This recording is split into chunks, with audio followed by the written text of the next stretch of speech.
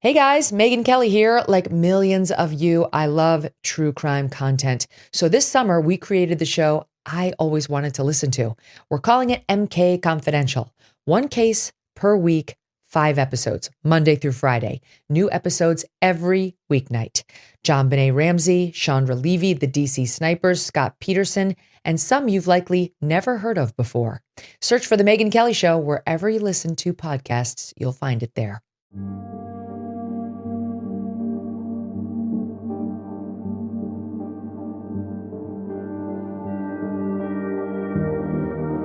Welcome back to the Secret Passage podcast. I'm Dana. And I'm Shannon.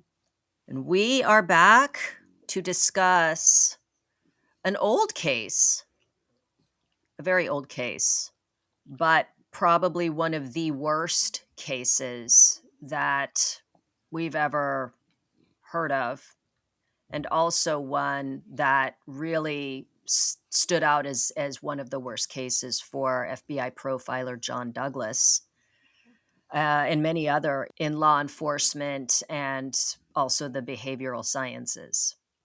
Very grim. Before that, can I tell you a story? Sure. Have you heard of the poo-poo pee-pee man? No. So there's a guy was running around in Canada. I think it was Toronto. And he was running around with a bucket full of liquefied poop and dumping it on people. So he got arrested. Disgusting. I know, on a child too. He did it to a child? A child, a woman, a man, everybody. And so I had just heard about this, and apparently he got busted and then went to jail, and now he's back out again. And this time he is approaching women and sexually assaulting them. But there's no details. It's not like it's like dry humping or something. It's like humping, like running up and like frauderizing them or something. Right. But still, this is what we're living with in this world. Just thought I'd share. Boo boo BB man. That's so gross. Could you imagine if that happened to me? I would die. It made me think of just like, because this case is total deviance, like I was just thinking about just people who have, this person's obviously not well psychologically, but who, just prey upon people in the most disgusting and disturbing ways. Yeah. So now I'm curious, did he have like two sides? Was there like a side of him that would show up and go to work and pay his bills? No, I don't think so. Okay. So he was just completely he was all in. Was he homeless? I think so. He looked like it. He looks like somebody that you would see when we see, look at this. Yes, 30 years old. And but I think it's so funny that they nicknamed him the poo poo pee pee man. It's so childish. Yeah. But wow, yeah. So he was not a functional member of society. Okay. I don't think. No, he was not well, but also not contained. Yeah, those are the ones that really scare me, are the ones that kind of blend in seemingly fine, and then they have a dark side, which is a little bit like at least one of the killers was like that. Yes. But it speaks to the things sort of we've been talking about, and we'll talk about this more during the episode, but how people go into the system and then they get let back out, and then they just keep doing what they've been doing, and how the system kind of doesn't sometimes contain people that it should. Yeah. Yeah. Without further ado, Without further ado. Without further ado, we are talking about the Toolbox Killers. So I'm going to set the scene for you. Venice Beach, June 1979. Donna Summer's Hot Stuff plays on a portable cassette tape deck as people roller skate along the boardwalk. Tourists look on as men in tight shorts work their tanned bodies on Muscle Beach, all glistening with coconut-scented oil. Still other tourists line up to rent bikes and skates from a nearby shop, as others dodge joggers and skaters along the path, which seems to go on forever. Palm trees sway in the soft breeze as the sun beats down, giving Venice Beach a sun-bleached, quality like you'd see on an old postcard with California Dreamin' stamped across the front. As tourists wander about, taking pictures in the land of reinvention, wondering if they might cross paths with Farrah Fawcett or David Cassidy, a pretty blonde teenage girl moves deftly through the crowd in pink shorts, a yellow tube top, and white roller skates. Her feathered hair parted down the middle frames a lively, sun-kissed face. She sees a group of her friends and stops to talk to them. Meanwhile, a silver van moves slowly along the Pacific Coast Highway, like a shark beneath the water's surface, avoiding detection.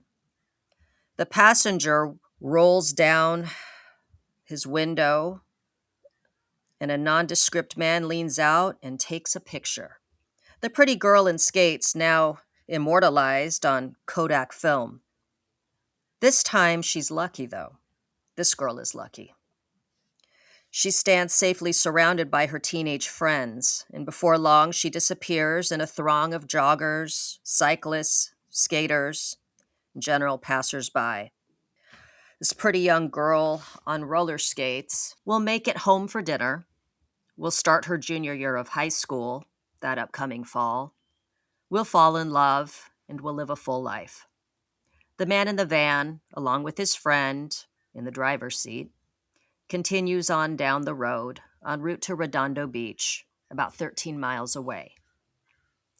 As day eases into evening and locals and tourists admire the sunset over the Pacific from the pier, a 16-year-old girl named Cindy makes her way out of church near Pacific Coast Highway. She's new to the area, visiting her grandparents for the summer. She has only been in town 19 days and has already found a job as an assistant at a medical office. She helps prepare children for their medical exams, and since over half the patients are native Spanish speakers, Cindy, who's fluent in Spanish, is a huge asset. Her kindness and gentleness with the children, along with being bilingual, makes her incredibly useful at that office. This evening, Cindy decides to leave the church youth group early. Some of the other teens think it's because she's feeling shy, since she's new and also maybe homesick for her mom and her boyfriend.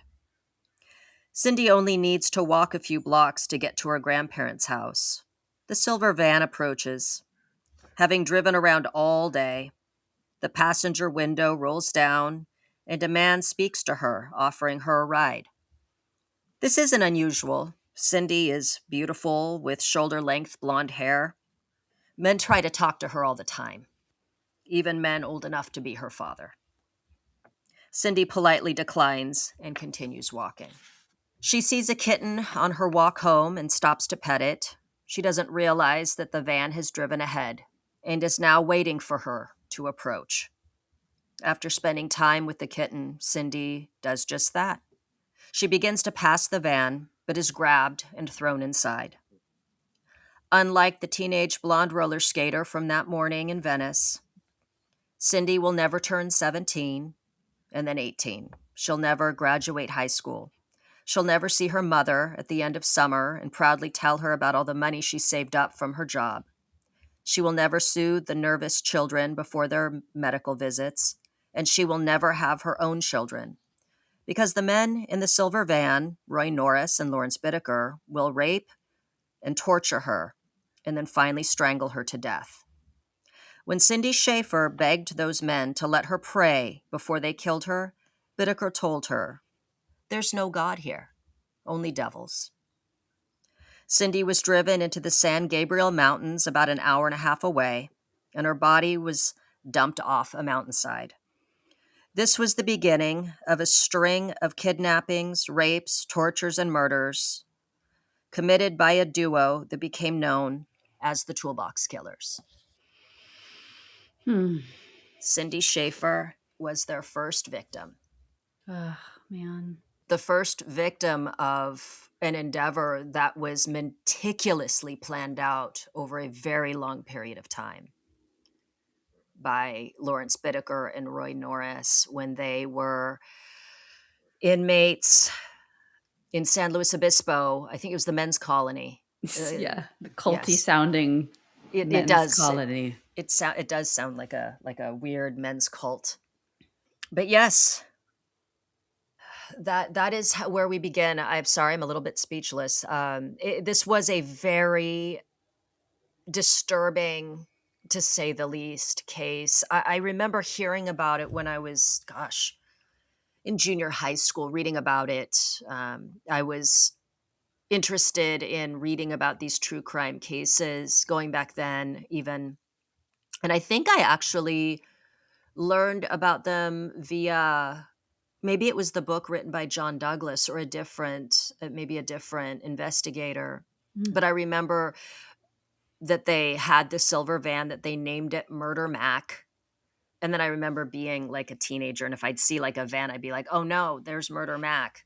Mm. And I knew about the things that they committed, and of course, that's something you don't forget. No. And then I thought about it because of their final victim and the fact that there was a recording. And I think that we were talking about that when we did the Athena Strand episode about, a courtroom having to listen to what was being done to her. And then, of course, that made me think back on the court having to listen to what Bittaker and Norris did to Lynette Ledford. Shirley Yeah. Lynette Ledford, but known as Lynette Ledford. Yeah.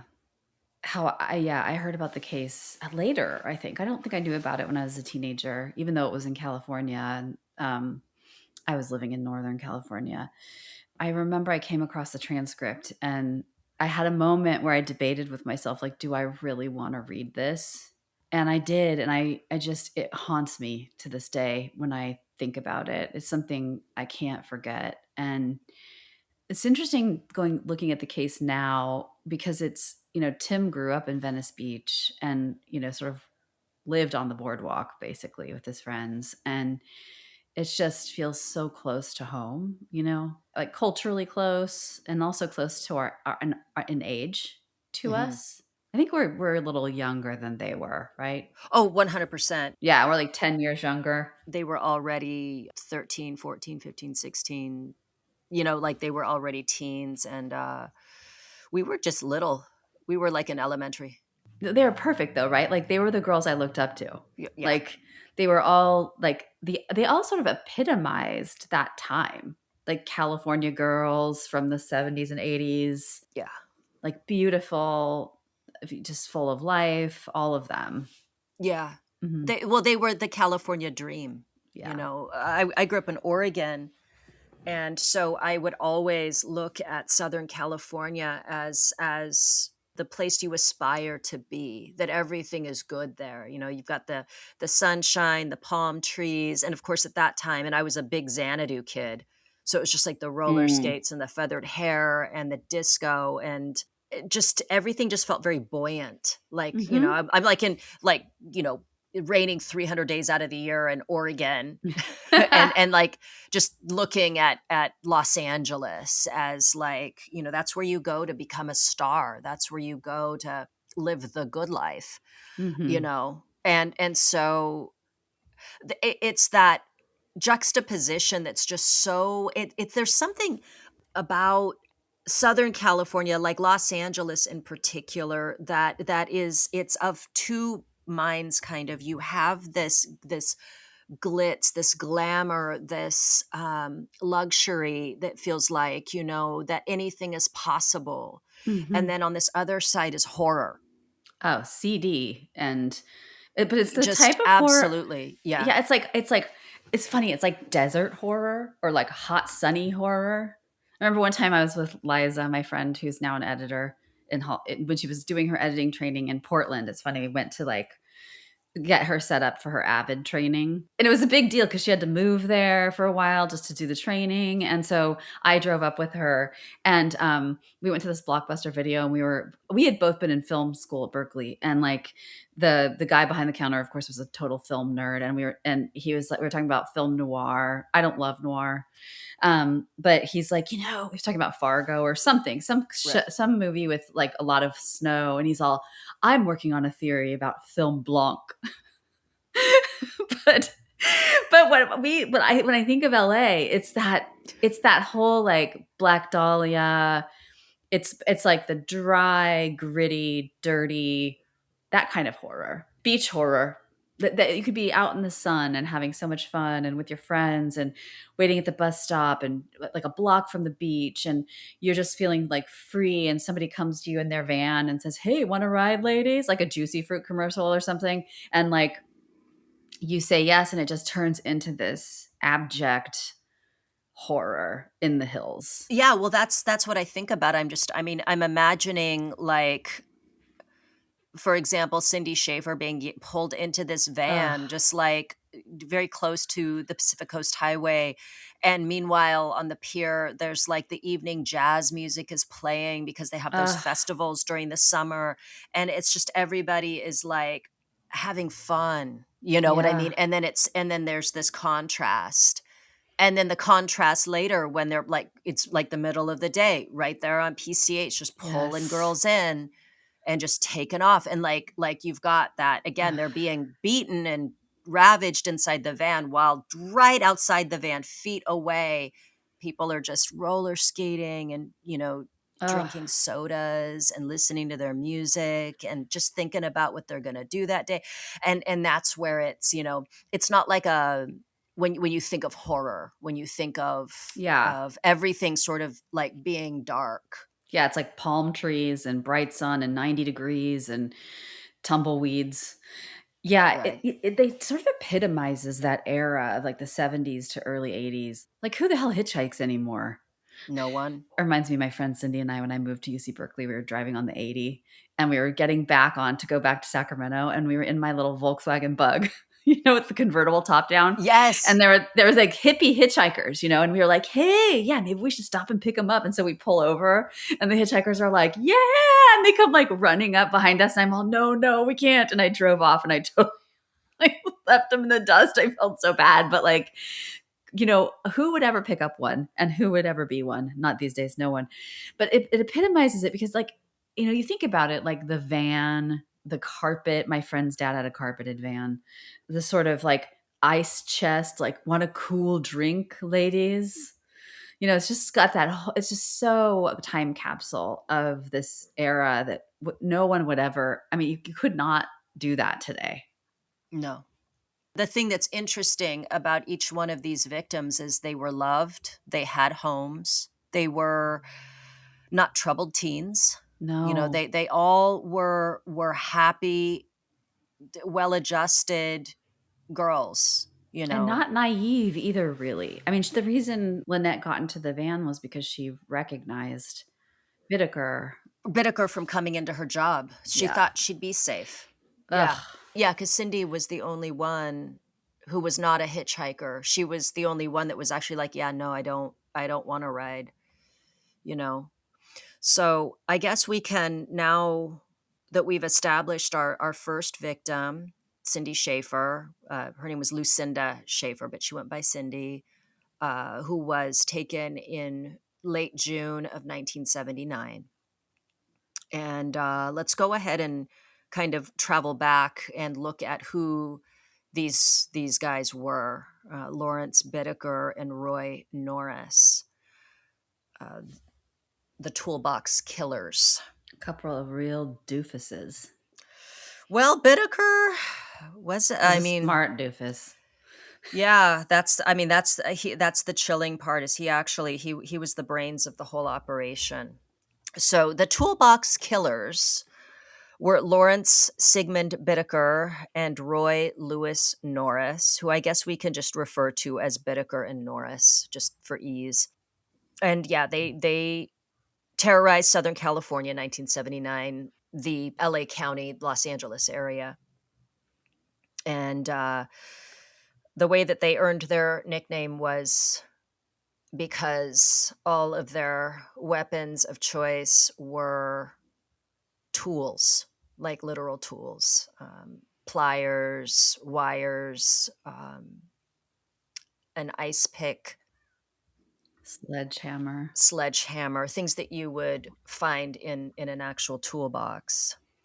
And the van was purchased by Bittaker, and then he constructed the interior to their specifications. He created a torture chamber, basically, that also doubled as a hangout pad.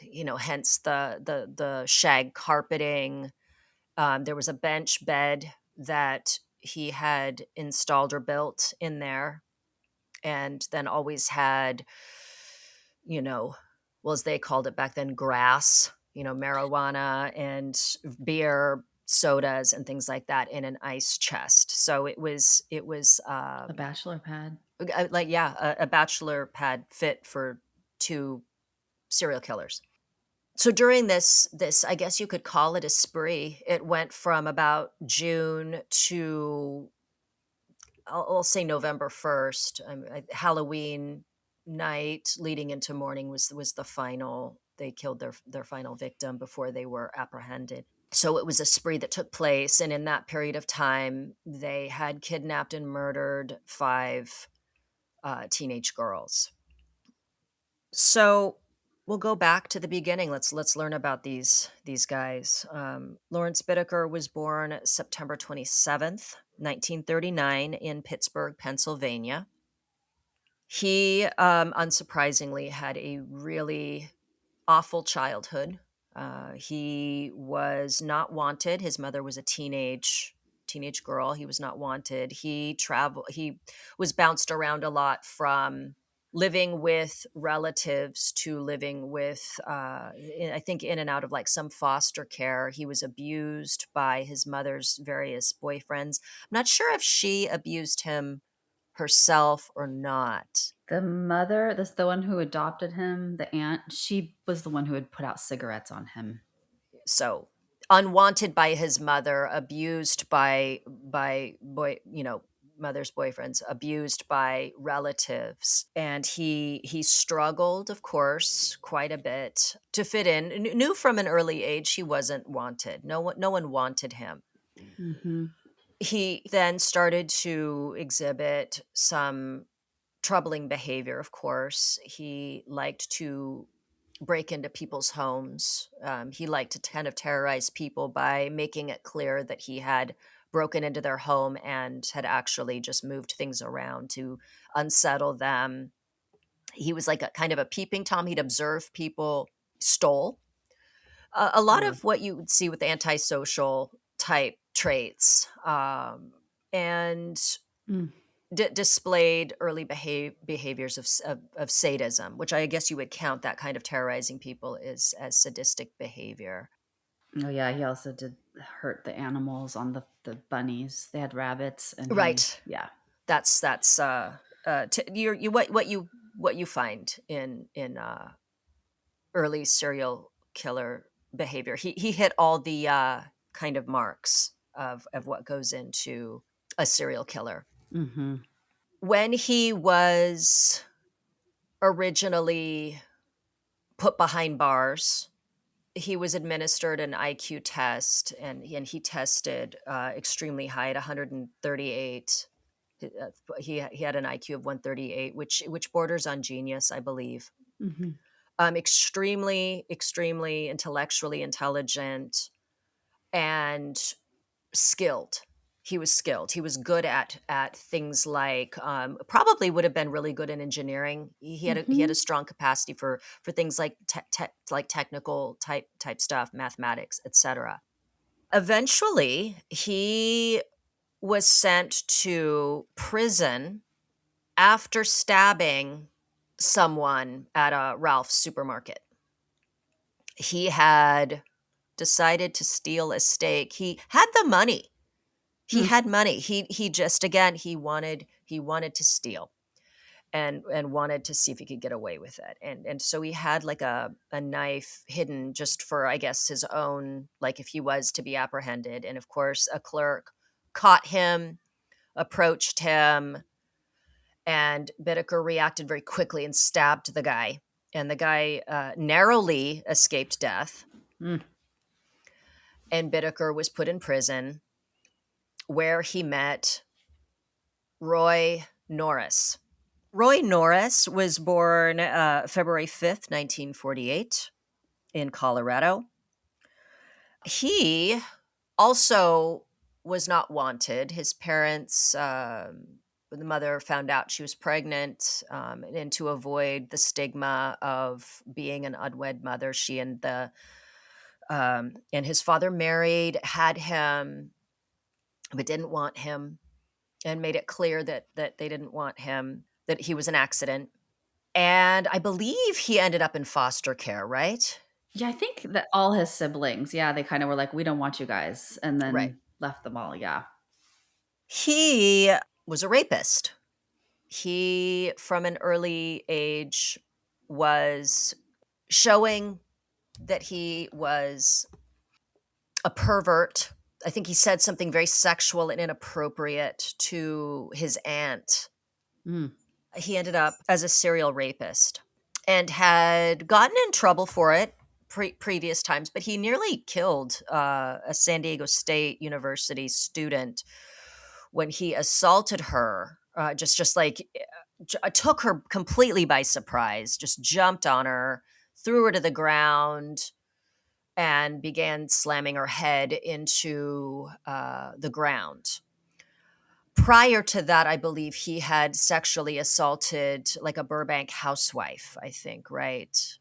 He did the San Diego State first, then he went to Atascadero State Hospital for mental stuff, and then for 5 years, and then they let him out, and then right away he ended up raping the housewife. Right away, too. Yeah, yeah. Like no control whatsoever, and then just like blitz attack almost on this San Diego State student.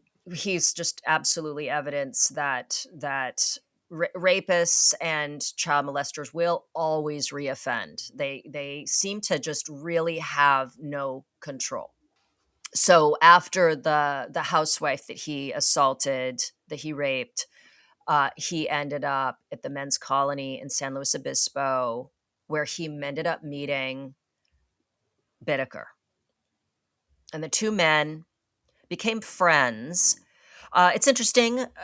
In our research, we learned about how like they really had nothing in common. These guys had nothing at all in common. I mean, Norris was not exceptionally intelligent at all. Very very average, if not maybe a little below average.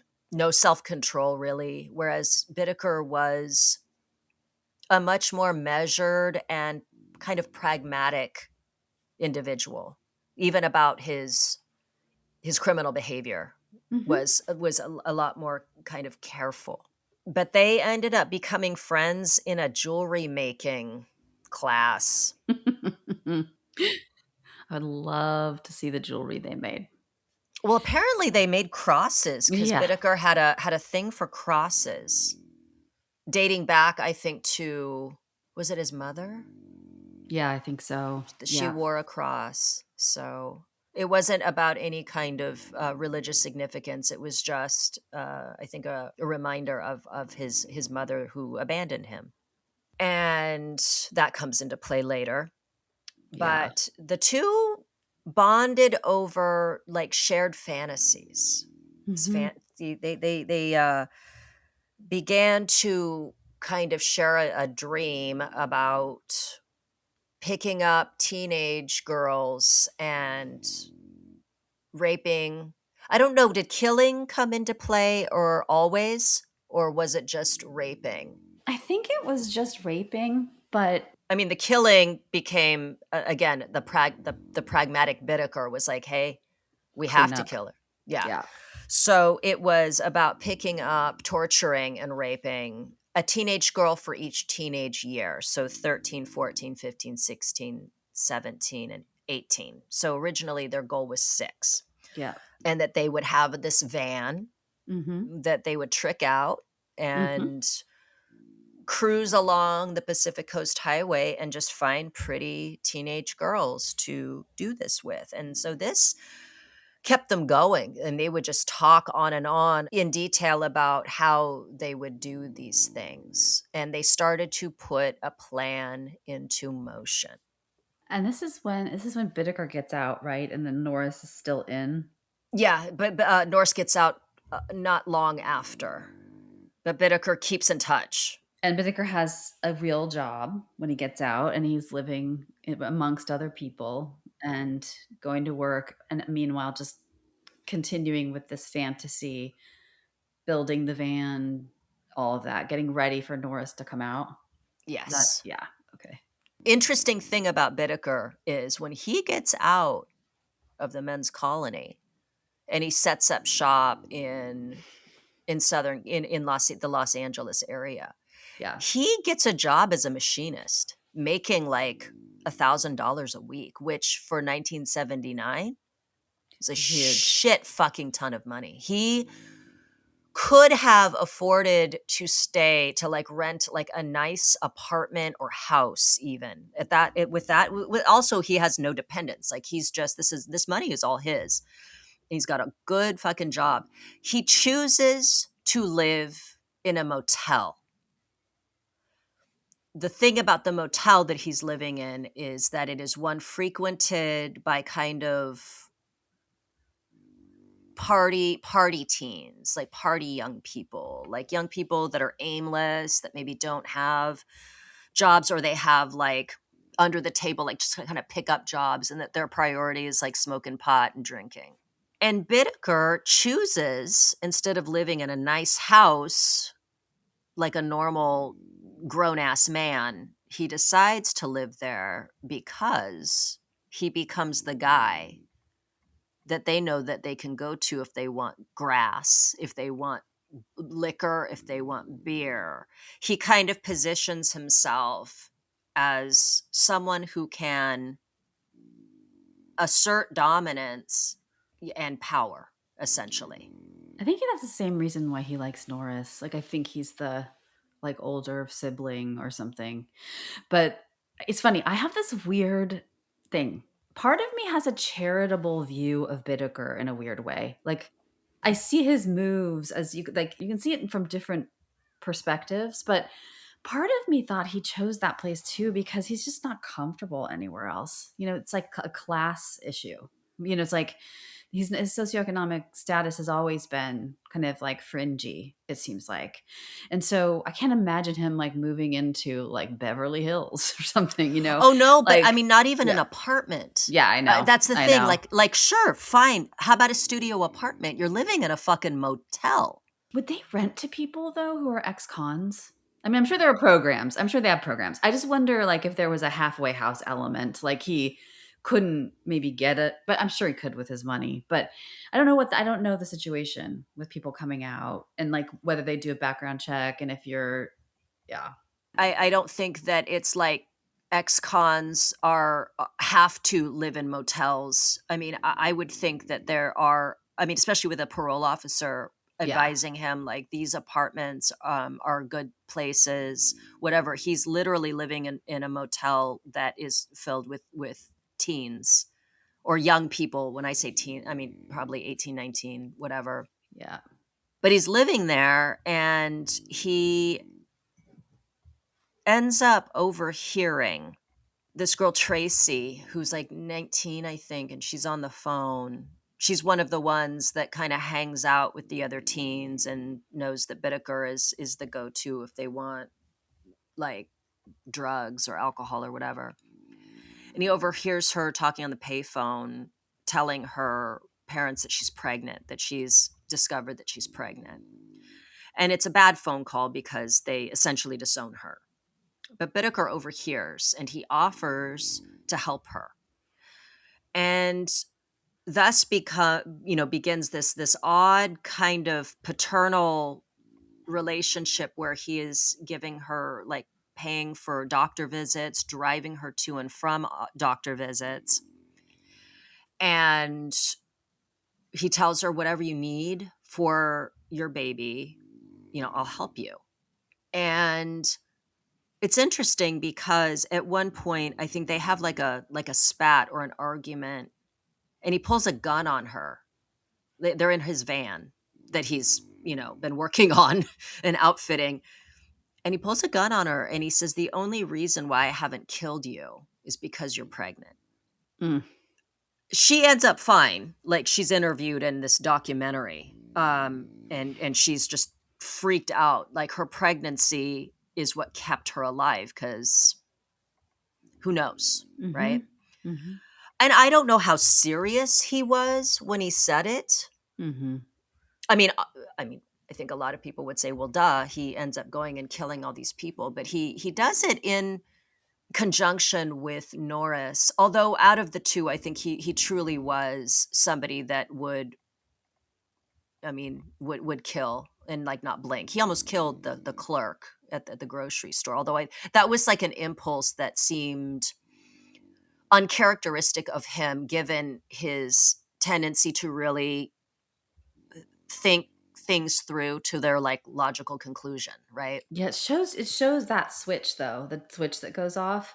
And the way he described it was like it was passive. A knife just appeared in my hand and I had stabbed the person. Like he didn't Yeah. feel like it was his own volition. And like and when Laura Brand, who we'll talk about later, but like when the person who interviewed him, who was the criminologist, Who befriended him. yeah, it caught glimpses of his sadism in little remarks he would make, and that's what that reminds me of with this woman. Pulling out of the gun is more than making a remark, but like, that he had this flare of rage. And you're lucky there's this thing here stopping me from pulling the trigger. So yeah, you could see how he, underneath the surface, there's just this sort of boiling. Right. So eventually Norris gets out of prison and he goes to meet up with his pal, Bittaker.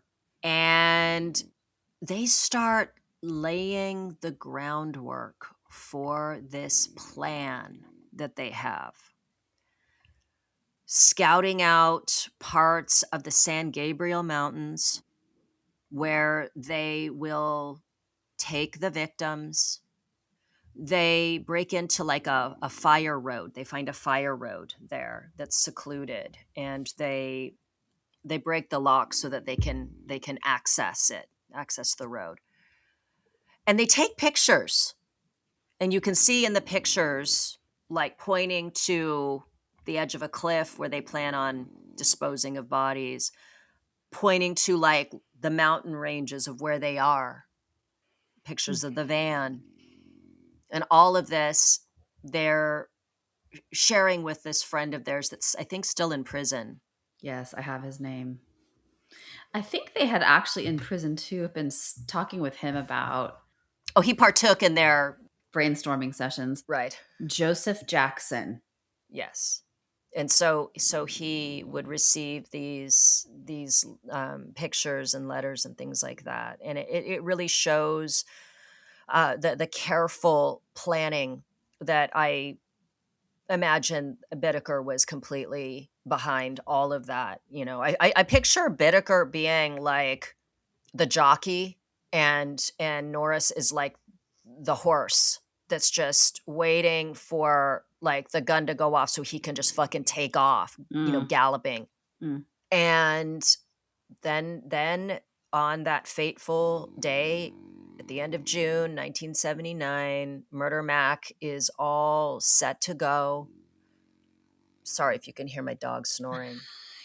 You totally can. He's so cute. I'm so sorry, guys. He's deep in sleep, and if I wake him up, he's going to want to sit on my lap. They go out and they are driving along PCH. They're taking pictures of pretty girls and it just fantasizing, totally sizing them up, just, looking at these girls. Yeah. Doing like dry runs, I would imagine, and strategizing. Yeah. They were talking about like, what snacks do we offer and what do we say and when, and yeah. Which is so strange. It's like, does this shirt go with these shorts? Totally. I'm like, you're gonna fucking kidnap these girls and murder them. Like what's with all the kind of like hospitality? Yeah. Would you like a cold beverage? Oh, I'm so sorry. I don't want to seem rude.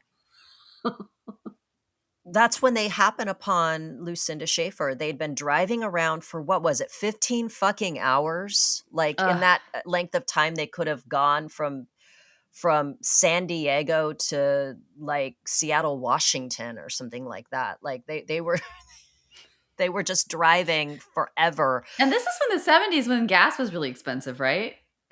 I'm just thinking. But you know, Anyway. Bittaker was making that machinist money. That's true. And he's not spending it on renting a nice apartment, so plenty of money to spend on gas.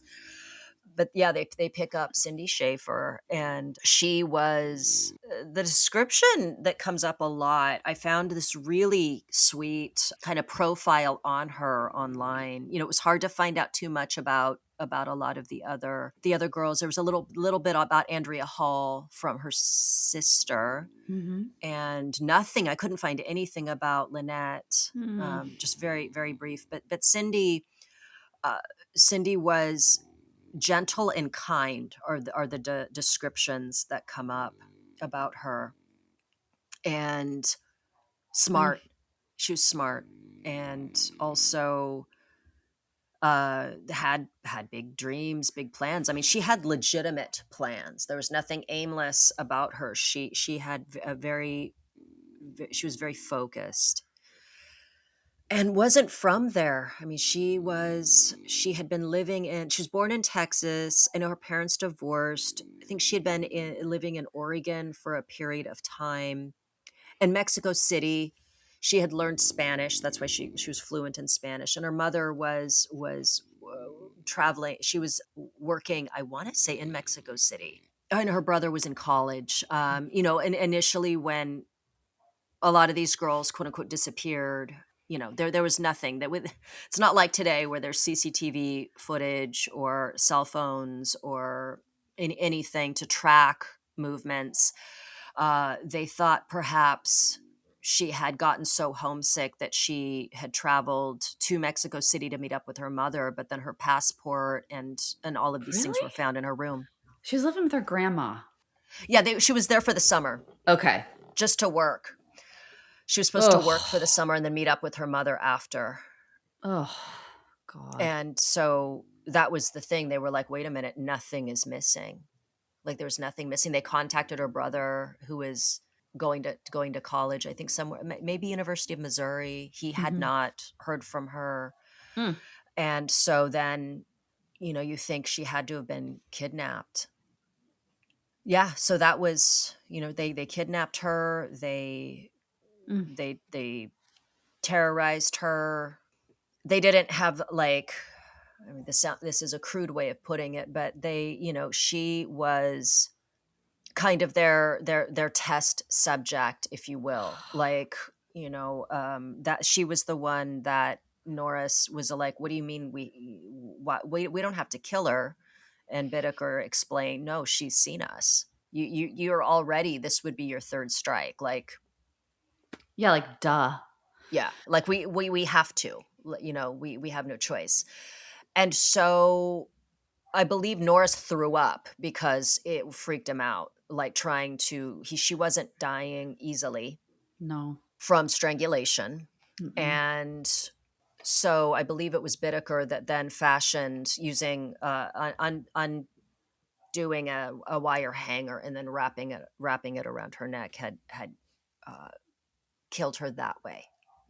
And then I believe they wrapped her up in an old shower curtain and then threw her off the side of the mountain. And so she was their first victim. And then from there, let me see in order. I think Andrea Hall was next. Yep. God, when I think of like Cindy Schaefer, it makes me think of those movies we watch about like the snow bunny running across the field, and then you see the fox or you see the predator coming after the bunny. It's just like there's something so innocent about her, and so I mean, I think this whole case is like, it really made me, it was like an epic meditation on the human predator, you know? Yeah, that's that yeah. Oh. And then later Bittaker had the fucking audacity to essentially blame her for her own kidnapping and murder. Oh yeah. She lacked situational awareness, according to Bittaker. Right. Makes you want to just kick him in the teeth. Yeah, it's like not to victim blame, and then proceeds to victim blame. Ugh. So Andrea Hall was, let me see, how old was Andrea? Was she 18? She seemed a little older, yeah. Yeah, she was 18 and was also kidnapped in Redondo Beach. Bittaker and Norris had spotted her, Mm-hmm. and they were like kind of like cruising up, and then at that point she gets into a different car.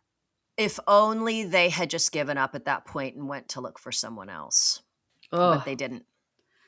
They figured that she may very well not get taken all the way home. Very often a hitchhiker will get picked up and they'll say, okay, this is as far as I'm going in this direction, drop you off. They pick up another ride and head further, almost like buses. Yeah, and they stalked her car to car. Yeah. Ugh. Until they pulled up and they said, hey, you need a ride. And she said, yeah. And she got in, and Norris was hiding. I believe this is the point at which he was hiding in the back under, I guess, the makeshift bed or the platform, whatever it was that Bittaker had built back there. He was hiding under it. And so Andrea gets into the front passenger seat, believing it's just Bittaker and just his van. And Bittaker offers, hey, if you want, there's drinks in the cooler in the back. So she gets up and she goes back there and then is overtaken by Norris. And from there, the rape and torture started all over again with a new victim. I am not sure if this is where the ice pick was used, or if the ice pick was used later. They used it twice, and one was, so I'll look it up. She's the one that Bittaker killed, and before he did, he had his camera out, and right after he told her that he was going to kill her, he snapped a photo of her face. Ugh. By the way, Tim and I had a long conversation about ice picks the other day. No one has an ice pick these days, but who the fuck uses ice picks besides? We had an ice pick. I would take that thing to bed with me. I was a latchkey kid, so like if I got home and I was nervous, I'm like, is there someone in my house? I would go in the kitchen and I would take a knife with me. But the ice pick was always my favorite tool. Like if someone was going to bust into my house, I would take the ice pick and I told Tim we had an ice pick, and he's like, "Why do you guys have like a block of ice?" And I'm like, "No, we just had ice at a fridge that made the ice, and then it would get like glommed together sometimes, and so you would take the ice pick and pick it apart." But we had the exact same ice pick they had. I'm laughing only because no one has ice picks, and we did. I wonder if there was a resurgence though after Basic Instinct. How much you want to bet? We should look that up later and just see, like, was there suddenly like an influx of like ice pick purchases because of Sharon Stone's character in Basic Instinct? I don't remember the ice pick from there. Oh, because she stabs in the opening of the movie. It shows it. Yeah. I think it's supposed to be her, but she ties the guy up and she is having sex with him, and then she stabs him with an ice pick. And then later on, you see her breaking up a big block of ice with an ice pick. And Michael Douglas is like, "You got something against ice cubes?" And she goes, "I like sharp edges."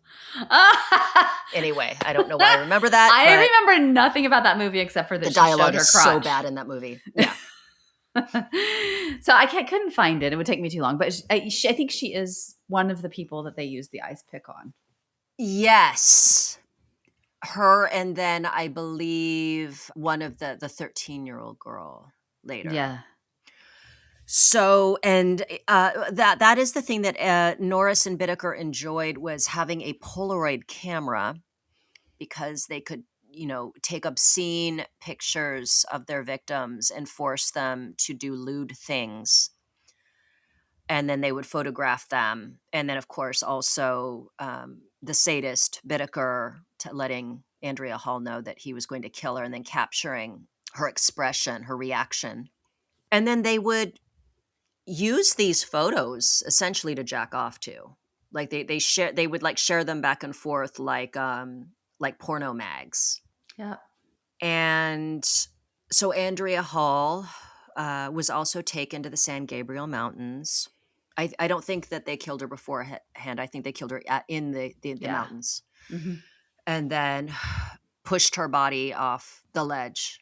I believe she was bludgeoned to death. I don't think she was strangled.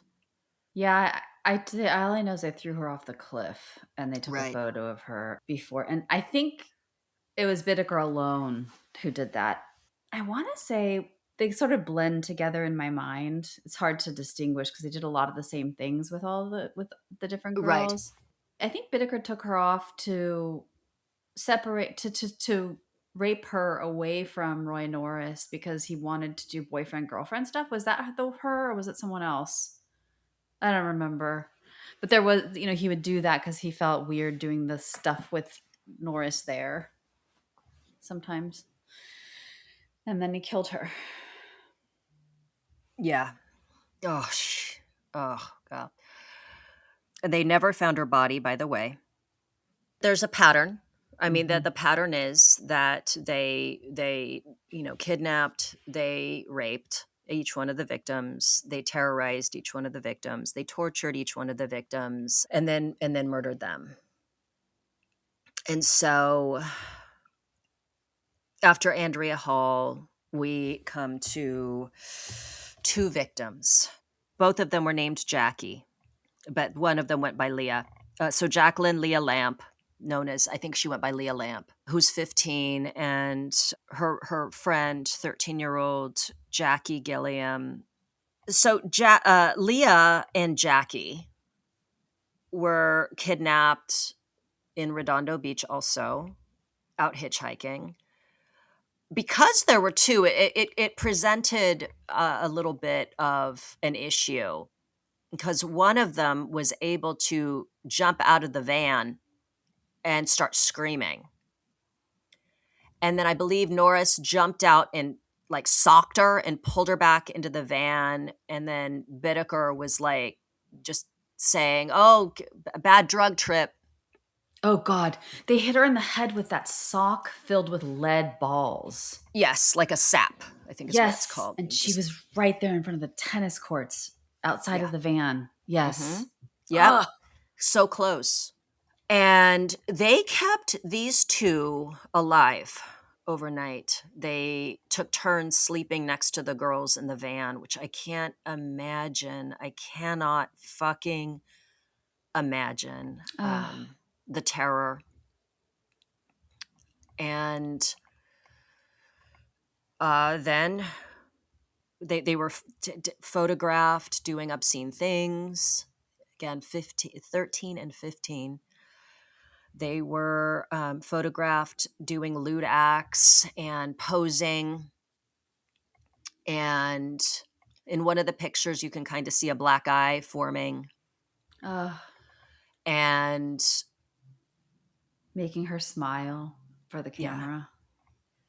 Yeah. And then they were murdered, and Jackie Gilliam was stabbed through the ear canal with an ice pick.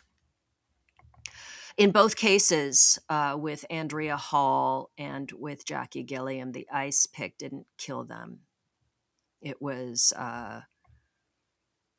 they were killed via strangulation or bludgeoning. I think strangulation, it was the primary means of actually like killing them, using the wire hanger. After these 2, a fair amount of time actually passed. They took a break. Almost 2 months. They took off for whatever reason. I'm not sure why they took that time off, but they did. And then finally on Halloween night,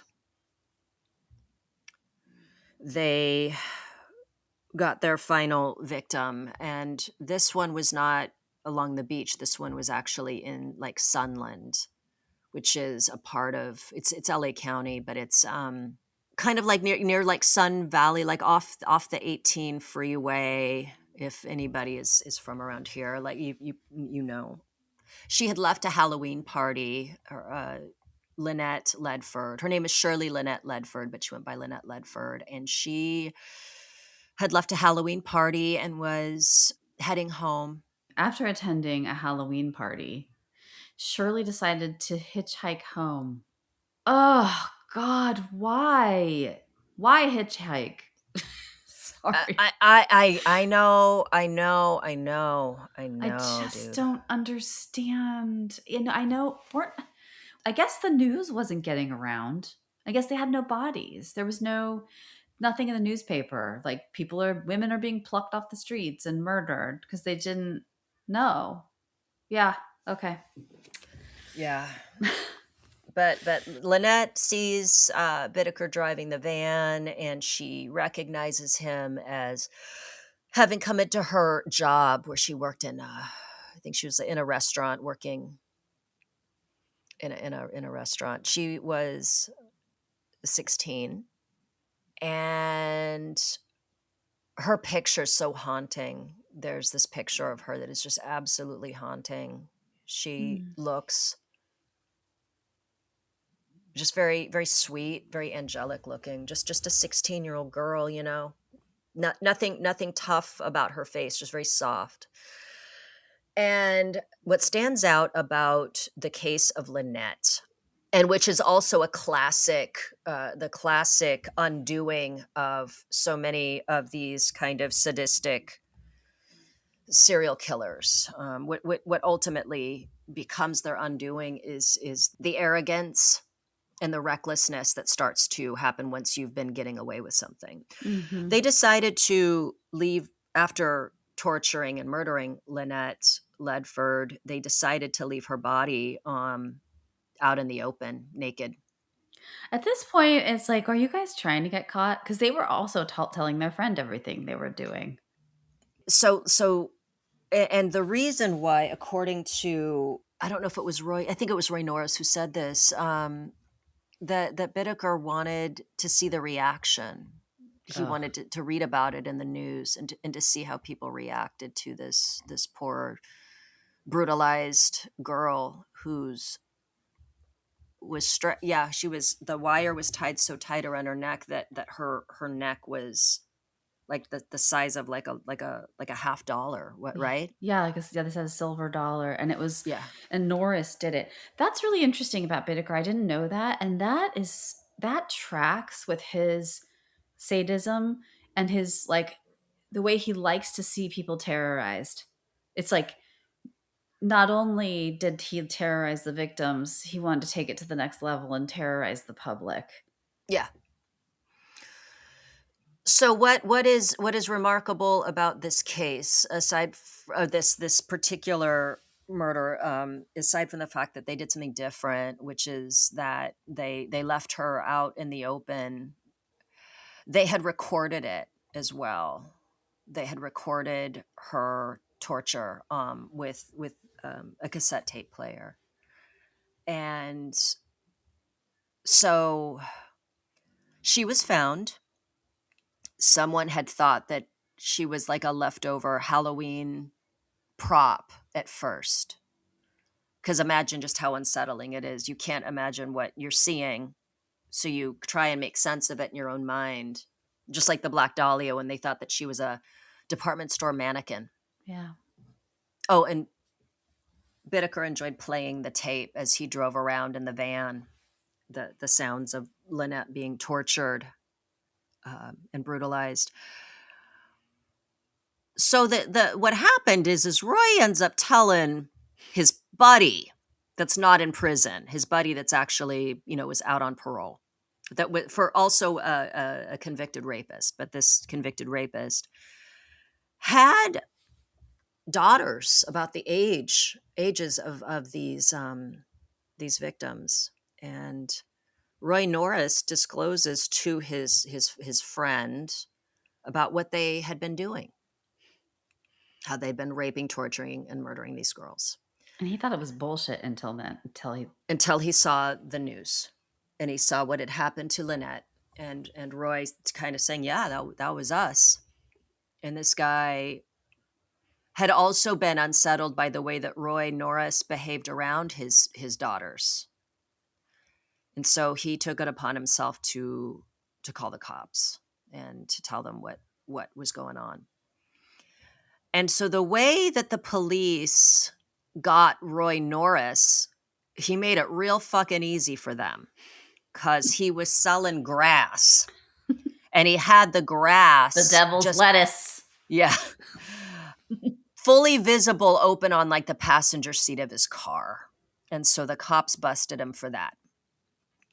And once they had him, he sang like a fucking canary.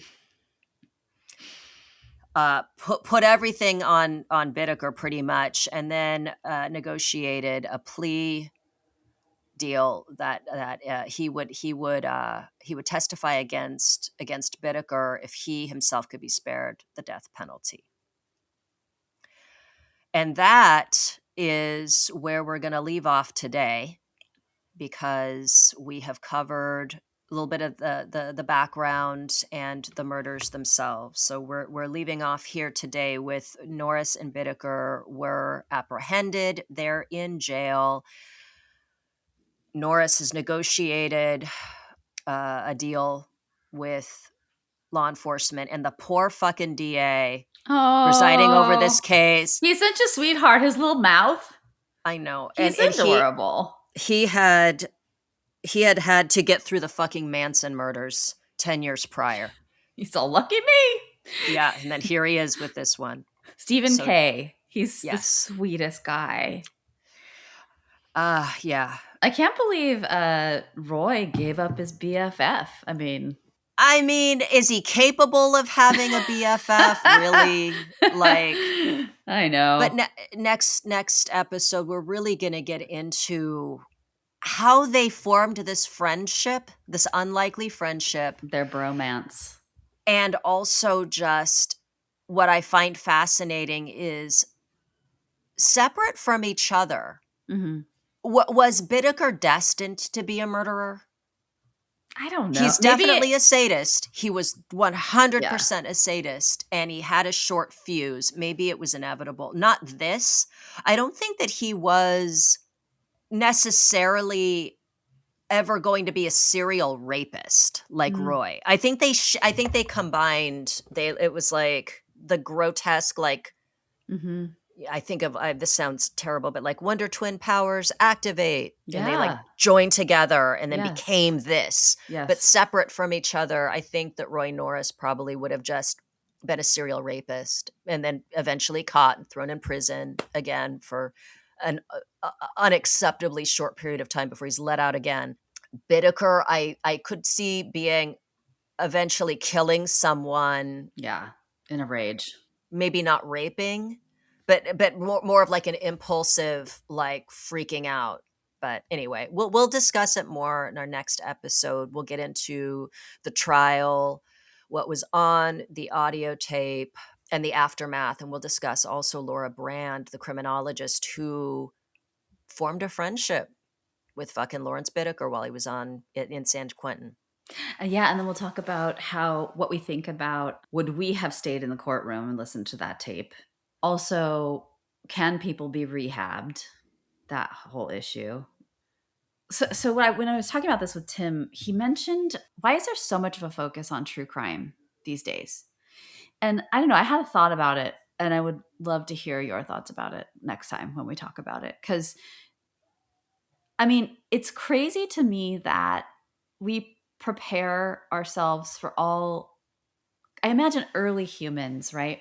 You wouldn't just live amongst saber-toothed tigers and not prepare yourself to fight against them, right? And I feel like we don't have very many predators now as humans. We were prey. We basically evolved as prey animals. So we have the nervous system of prey animals.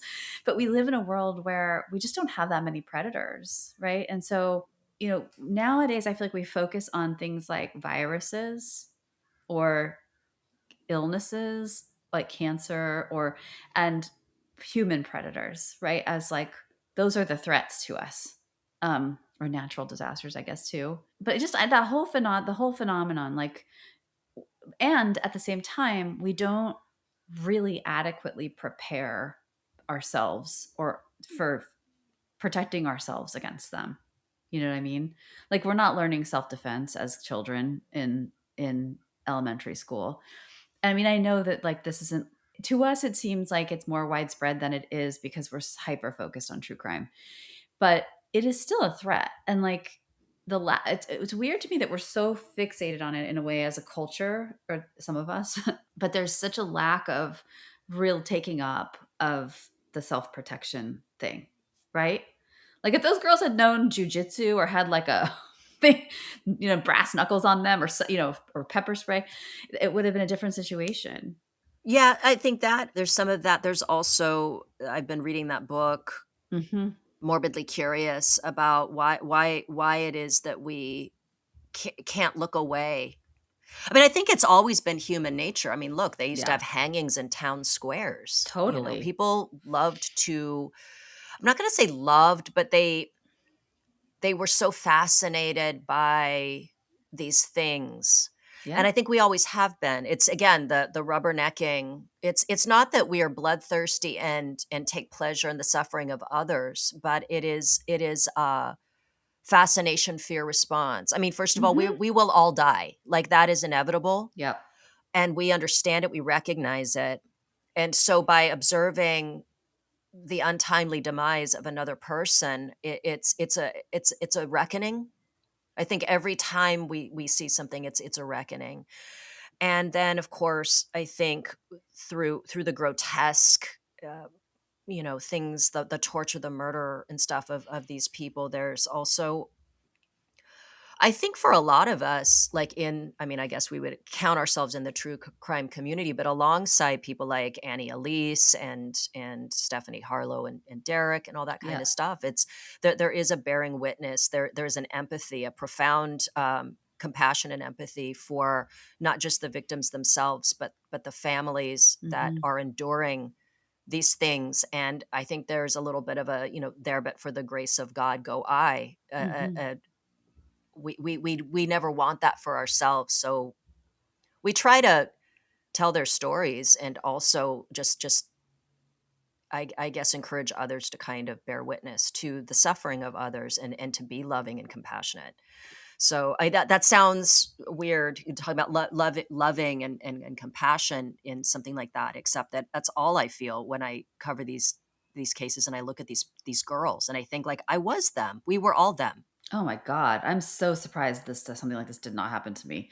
I've taken so many risks. But yeah, it's interesting to me that some people are just absolutely like will not hear a single thing. Like I have friends who if I can't even broach this stuff with them because there's just a like hard no, like.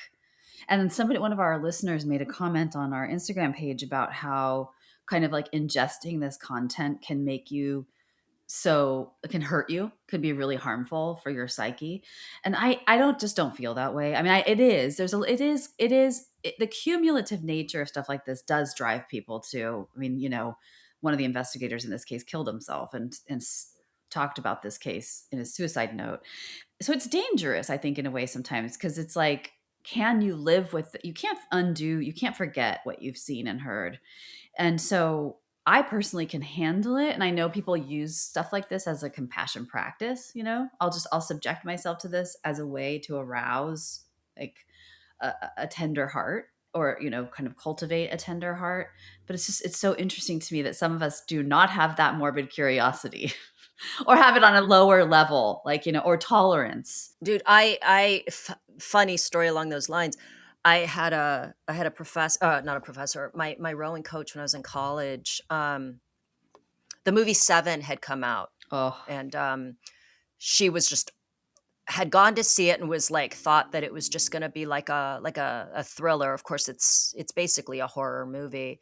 and was very just grossed out, disturbed, bothered by it. And I said, "Oh, I've got to see that." And I was like, "I've seen probably hundreds of horror movies. Like I actually love horror and true crime and all of these things."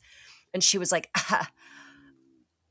"Watching too many of those things is like really bad for like for your," like, she didn't say for your mental health, but she was like, "will damage you, will ruin you." And I was like offended, right? Yeah.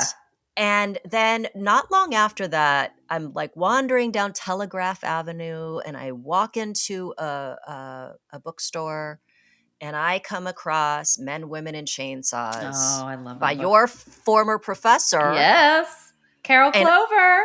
And I read that book and I felt validated, because here is a professor saying, let's talk about the value of the horror genre. Let's talk about what it teaches us about our culture. Let's talk about why these exist. Let's talk about how, so much of horror kind of mirrors what's, in an extreme way, kind of what kind of anxieties we're having as human beings. And I fucking went back to my coach and I was like, you know who disagrees with you? This professor at UC Berkeley, who's also an author. And that was my moment.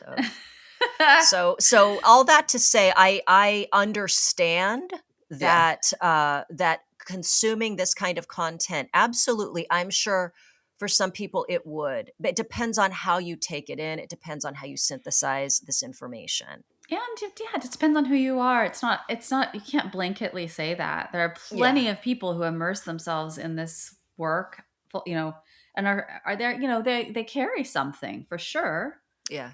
For every investigator that is so traumatized to the point that they unfortunately take their own life. And I think that at that point, I don't think the case caused this investigator. I'm sure that it played an influence, maybe.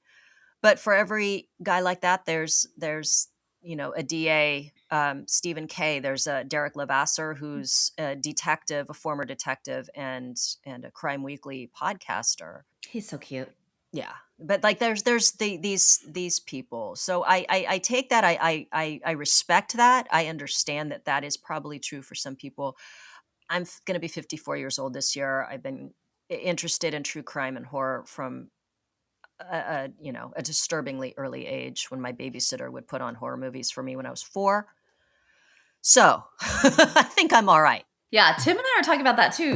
Like today, because okay, we'll talk about this next time in more detail. But basically, if you're a cop and all, it changes your frame of like how you see the world for sure. Encountering the worst of the worst all the time. The hard things all the time.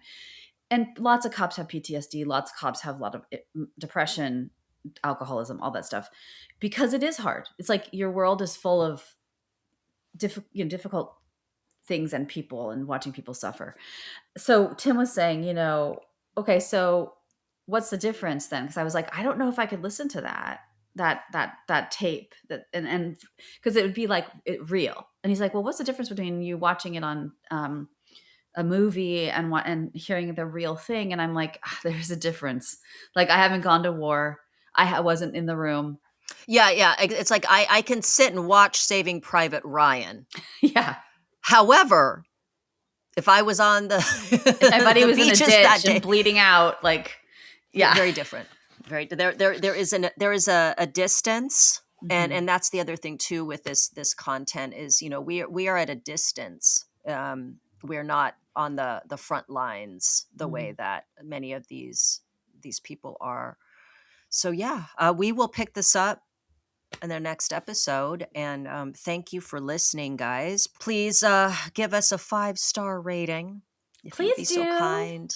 Follow us on Instagram at Secret Passage Podcast. You can also join our Patreon if you would be so inclined.